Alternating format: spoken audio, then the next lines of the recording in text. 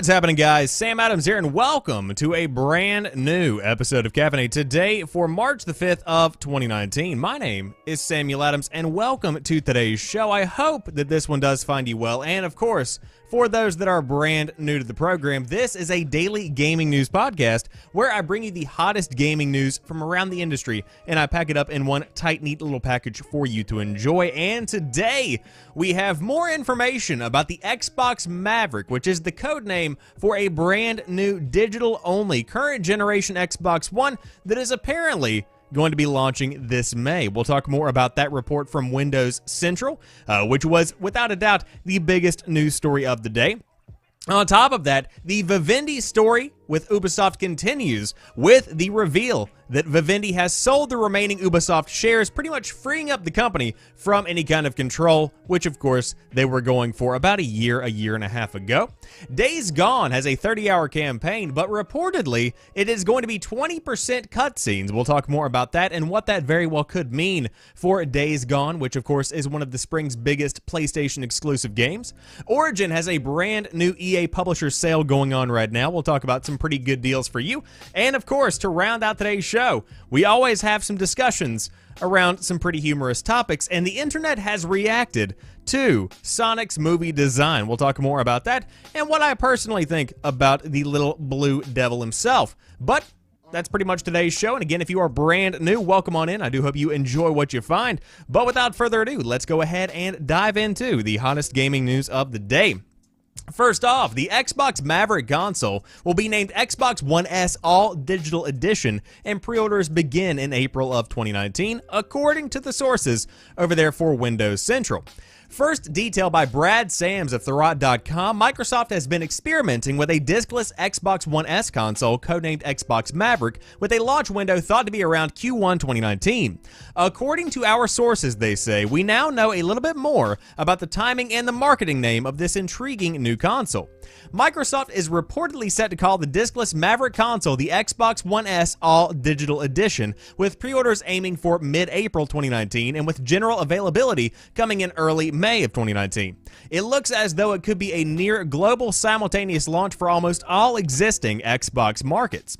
The diskless Xbox One S will be a first for the company, offering fans the ability to ditch discs altogether and go all in on digital game licenses. As Microsoft pushes for greater access to its game library via things like the Xbox Game Pass digital subscription and the incoming streaming service Project xCloud, dropping the disc drive from the All Digital Edition should make it the cheapest Xbox console yet, although we have no word on pricing just yet or even whether the console will see any design refinements beyond simply dropping the disc drive.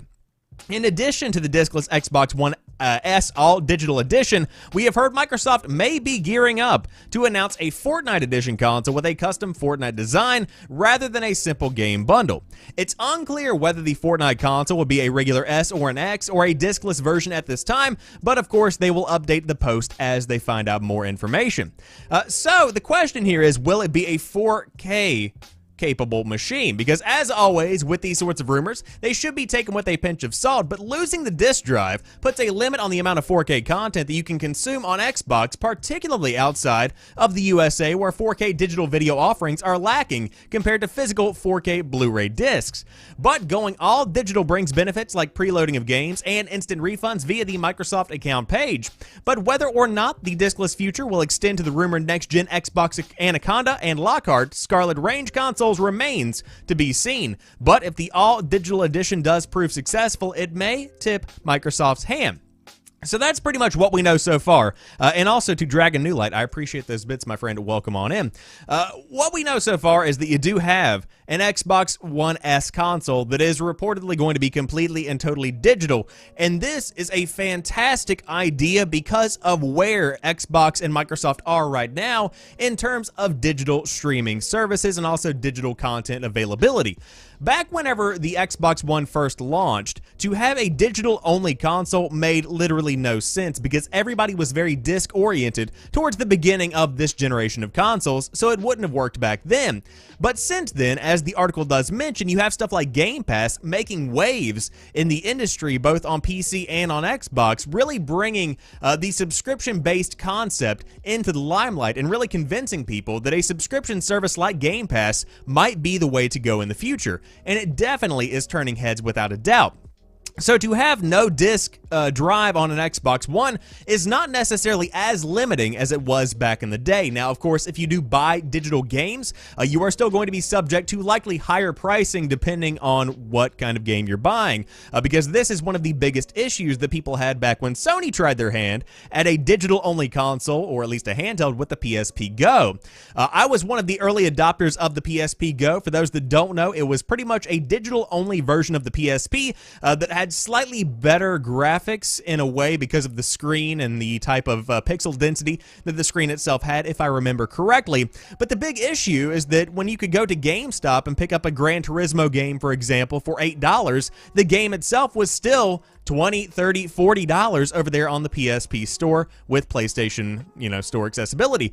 So whenever you have that kind of concept happening, that's when you run into an issue with the overall idea of a digital-only console. Now, with that being said, the pricing has definitely come a long way over the course of the past few years because there are many, many sales, as we're going to be talking about here today, that are happening across Xbox and PlayStation and even PC very, very frequently, and also prices are regularly being updated even more, so you are beginning to kind of get that same equality with a physical purchase and a physical brick-and-mortar store on the digital front. So to have a discless console, a console that is completely and totally digital, makes sense right now, and it's also one of those concepts that works at the end of a console's generation, because as we wind down the Xbox One and PlayStation 4 console cycles, they're willing to take more risks. You're willing to go out and really kind of just test the waters and see if a certain idea would work or not, because again, as I said, if they had released this at the beginning of the console generation, the marketing would have been strange. The idea of a digital-only future may not have been quite ready for the public eye. A lot of factors could have impacted that overall reception. But again, right now, it very well could work. So as far as what I predict the price to be, right now you're looking at an Xbox One S console being right around $250, if I remember correctly. Let's look it up real quick. Console. We are looking at around, I would assume, maybe around $250. Google it real quick. Save $100, so they're $100 off right now. But you're looking at $300. I apologize, $300 for your base model of the Xbox One S. So I would say you could very well see this thing come down to maybe $250, even go as low as $200 if they're willing to really cut out some cost here. And of course, hopefully, I would assume it might be a little bit thinner. That would be very nice. But it depends on how much Microsoft actually wants to put in to this new, cheaper, discless version of the Xbox One. So will you be picking one up? Let me know in the chat. Let me know in the comment section down below. I would love to hear your thoughts. As for me, coming from somebody who has been in on an Xbox One S, who has been in on an Xbox One X, and has sold both of them, this one would catch my eye depending on the price, because I do have a pretty large digital library of games on the Xbox One that I would like to get access to play. And of course, for those that like stuff like Gears of War, for those that like stuff like Halo, this is pretty much the best way to get a very broad base core foundational Xbox experience for a relatively affordable price later on in its life cycle. Now, of course, in the chat we have sad, not for me, of course, in reference to the Xbox One S All Digital Edition, aka the Xbox One Sad Edition. Good marketing, boys, good marketing, if it is in fact true. Again, everything rumored as of right now. But without a doubt, interesting move, if true. Big if true, they may say. But let's move on to the next story of the day, talking about Vivendi, because they have sold the remaining Ubisoft shares that they pretty much were holding the company for ransom with, in a way. Media conglomerate ultimately gained about 1.2 billion euros from a failed attempt to acquire publisher. Nearly a year after first announcing an end to its bid to acquire Ubisoft, Vivendi has sold off its final shares in the Assassin's Creed publisher. As reported by Reuters, Vivendi today said it has sold off the last of its Ubisoft stake, representing representing about 5.9% of the company. At its peak, Vivendi owned 30.5 million shares in Ubisoft, or about 27.3% of the company, a very large chunk for those keeping track. Though it did not realize its ambitions to bring the publisher in-house, Vivendi clearly benefited from its investment. Reuters noted that Vivendi's total sales of Ubisoft shares brought in about 2 billion euros for a capital gain of about 1.2 billion. Quote, Vivendi is no longer an Ubisoft shareholder and maintains its commitment to refrain from purchasing Ubisoft shares for a period of 5 years, the company said, adding that it is still looking to bolster its presence in the games industry. Vivendi previously owned Activision Blizzard, though it sold the company to an investment group led by Activision Blizzard CEO Bobby Kotick and co-chairman Brian Kelly in 2013 for $8.2 billion, effectively making Activision Blizzard an independent publisher. In 2016, Vivendi bought its way back into gaming with the hostile takeover of mobile publisher Gameloft. And so, this is a story I've been talking about for pretty much since I began the podcast. This is something that has been coming down the pipe for a very long time. And of course, as the article itself does pretty much do a really good job of describing, Vivendi was going in for a hostile takeover of Ubisoft by buying up a bulk of shares to pretty much have the largest stakeholder say in the company. And so now that this has been stopped, Ubisoft maintains its independence, and it, of course, is remaining the company that we all know and love today. So, that's a pretty good piece of news. Of course, some people love Ubisoft, some people don't, but in my personal opinion, Ubisoft is doing a very good job of being able to maintain a quality with their games. Of course, right now I'm diving back into Far Cry 5, which is one of my most underrated games of 2018, in my personal opinion, but just to see the company maintain what it is at its core is fantastic in and of itself, but also to take into consideration the fact that the company has been improving year over year, and the games have been improving, again, in my opinion, year over year. I think it's a good thing to see. So, congratulations to Ubisoft for not getting hostilely taken over. Hostility? Whatever it may be. Congrats to maintaining that independence. But, moving on to Days Gone. Because it's one of the spring's biggest games for PlayStation fans, it is reportedly going to have a 30-hour campaign, but about 20% of that is going to be cutscenes. Interesting move. Days Gone, the upcoming action-adventure game from SIE Bend Studio, will include a roughly 30-hour campaign, and 20% of it will be made up of cutscenes.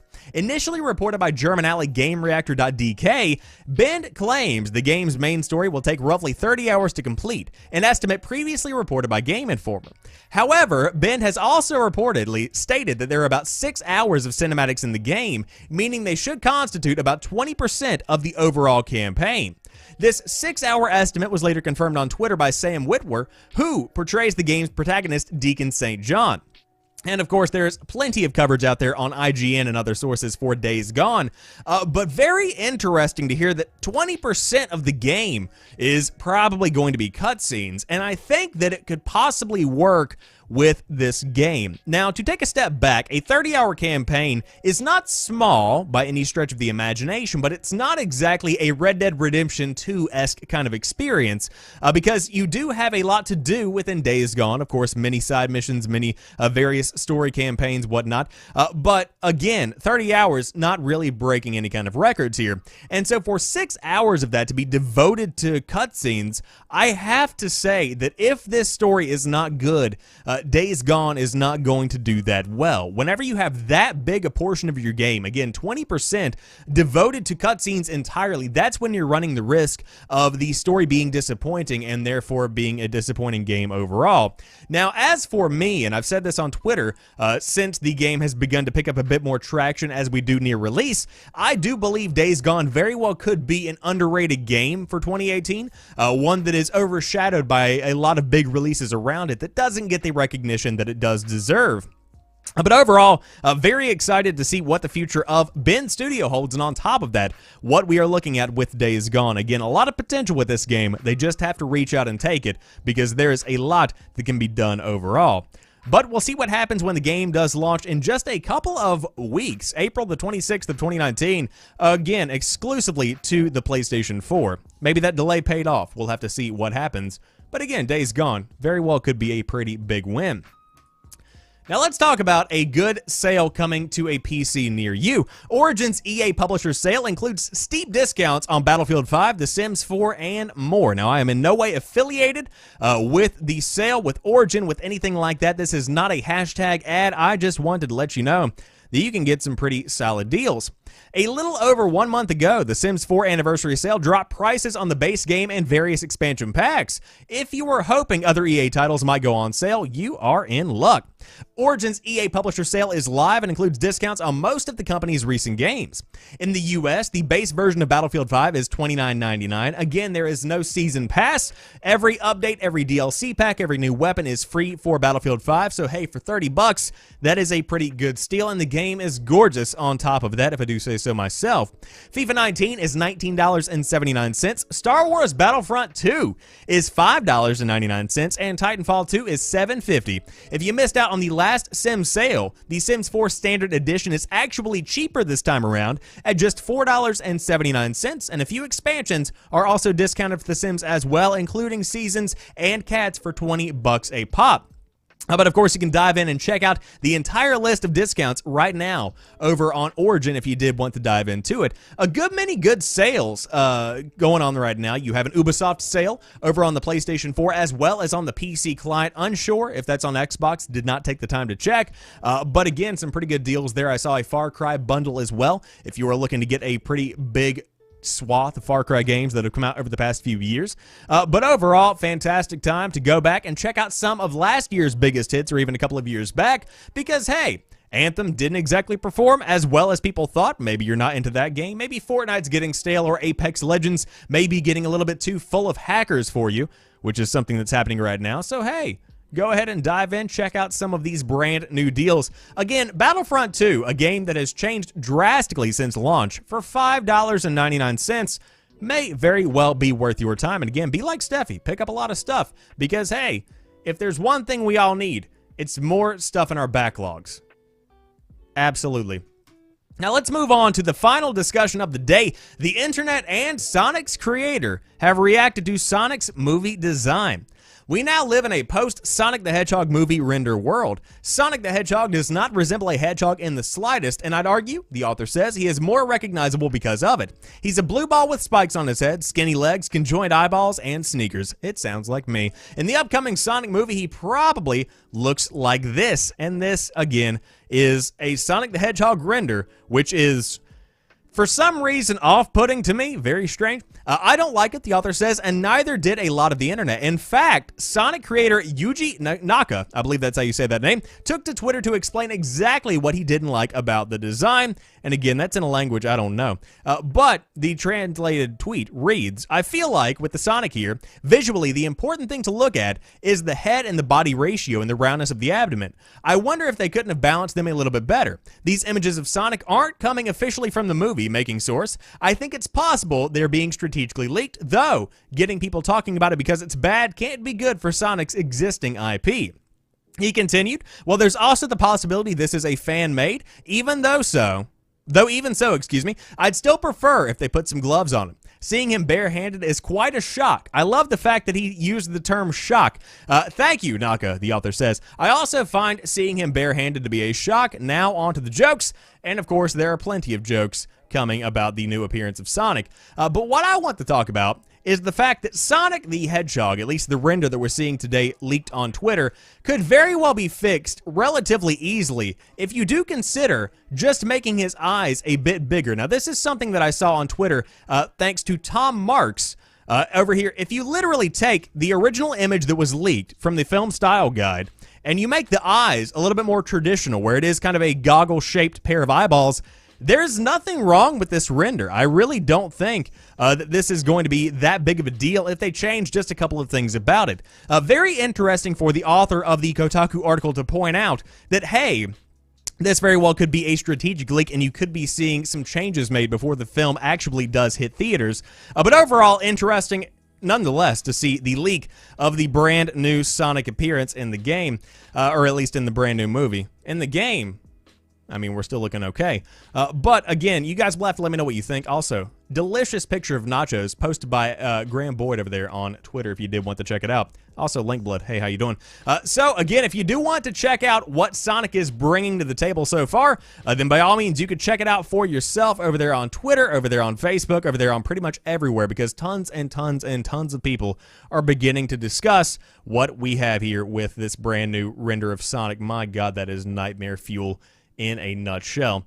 But that wraps it up for today's episode of Caffeinate. If you did enjoy today's show, be sure to drop me a like down below if you're watching on YouTube. Of course, if you're hanging out live in the chat, I appreciate you being here. And of course, the show is hosted live 5 nights a week, Monday through Friday at 7 p.m. Eastern Time if you did want to check it out. Of course, today's show, relatively short because there was relatively a lack of news aside from the Xbox story and a couple of other things. But again, I will always let you guys know what is going on in the gaming industry that we all love if you did want to stop by and check it out. And of course, the show's up on YouTube, podcast services, all of that good stuff. But as for right now, I will talk to you guys tomorrow. Enjoy the rest of your evenings, and peace.